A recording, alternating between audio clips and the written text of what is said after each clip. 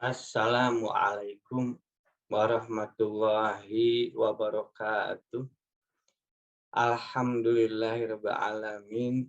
Wassalatu wassalamu ala anbiya'i wa mursalin wa ala alihi wa ashabi ajmain. Ikhwatu iman rahimakumullah.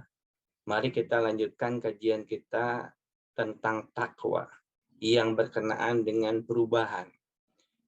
Di dalam pembahasan yang lalu, surat Ali Imran ayat 133 sudah dijelaskan bahwa yang namanya perubahan di dalam takwa itu bukan hanya perasaan, merasa diri bertambah keimanan, merasa diri bertambah tunduk atau berserah diri. Namun itu harus dibuktikan dengan perubahan. Perubahan di dalam sikapnya, perubahan di dalam perilakunya, tabiatnya, karakternya. Di dalam surat Al-Ahzab ayat 41, Allah memerintahkan kepada kita untuk mendapatkan perubahan itu adalah dengan memperbanyak zikir. A'udzubillahi minasyaitonirrajim. Ya ayyuhalladzina amanu, perintahnya kepada orang yang beriman. Ya ayyuhalladzina amanu dzkurullaha dzikran katsira. Berzikirlah dengan zikir yang sebanyak-banyaknya. Wasabbihuhu bukrata wa asila. Dan bertasbihlah di waktu pagi dan di waktu petang. Di dalam tafsir, yang dimaksud waktu pagi dan petang, pagi sampai petang, petang hingga pagi. Artinya, kapan saja saat ada kesempatan, saat ada waktu, maka berzikirlah dengan zikir yang banyak. Nah, ayat 43-nya Allah menyatakan waladzi yusolli alaikum. Dialah yang akan memberikan rahmat kepada kalian, memberikan kebarokahan kepada kalian. Wa malaikatuhu, dan para malaikatnya pun ikut mendoakan. Liyukhrijakum minadz-dzulumati ilan nur, agar mengeluarkan kalian dari kegelapan kepada cahaya. Artinya ada perubahan. Perubahan dari gelap kepada terang, perubahan dari tidak baik menjadi baik, perubahan dari akhlak yang buruk menjadi akhlak yang terpuji, dari perilaku yang jelek menjadi perilaku yang baik. Nah, itulah perubahan.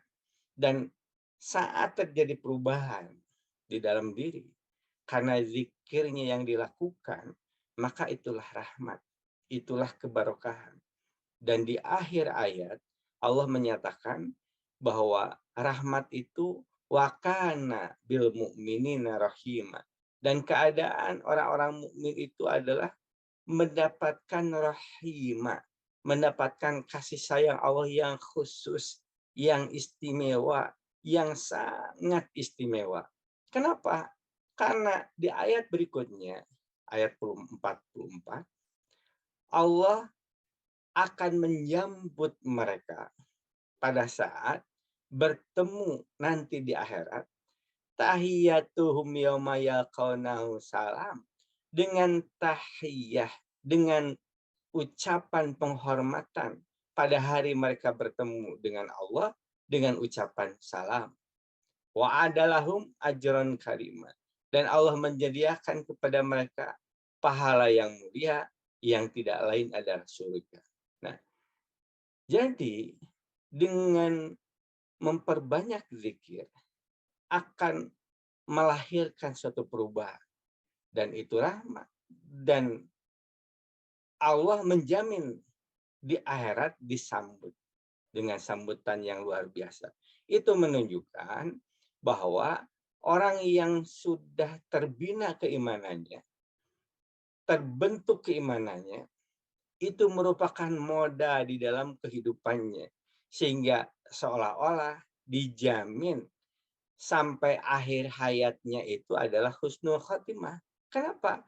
Karena modal keimanannya sudah cukup untuk menjalani hidup ini. Nah, bagaimana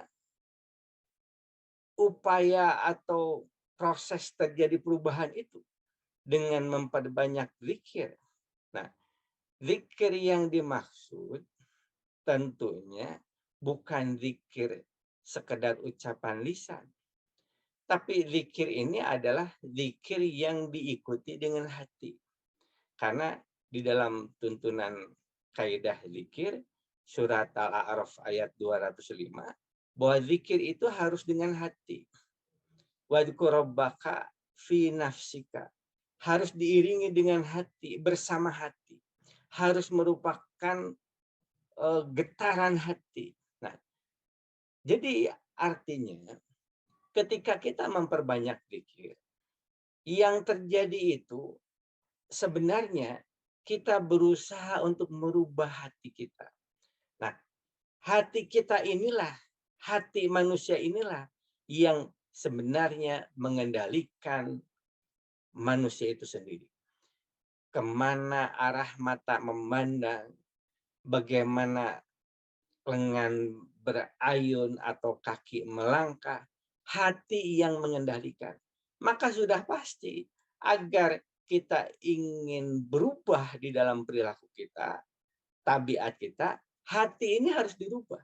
Dan dirubahnya dengan cara tadi, dengan zikir yang diikuti dengan hati.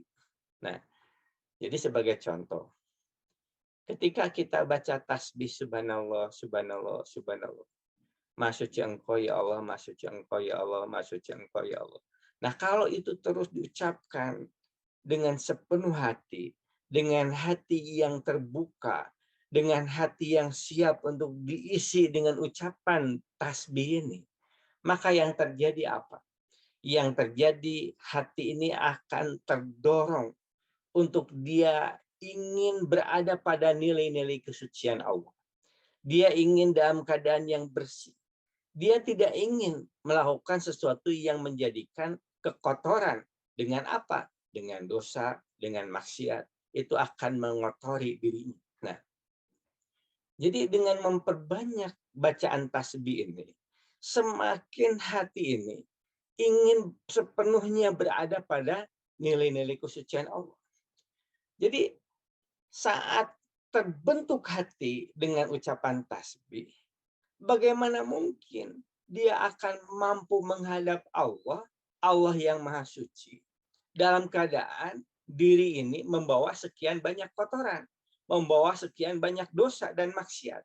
Nah, maka itulah yang dikhawatirkan, itulah yang ditakutkan, sehingga dia tidak ingin melangkah kepada sesuatu yang akan mengotori dirinya.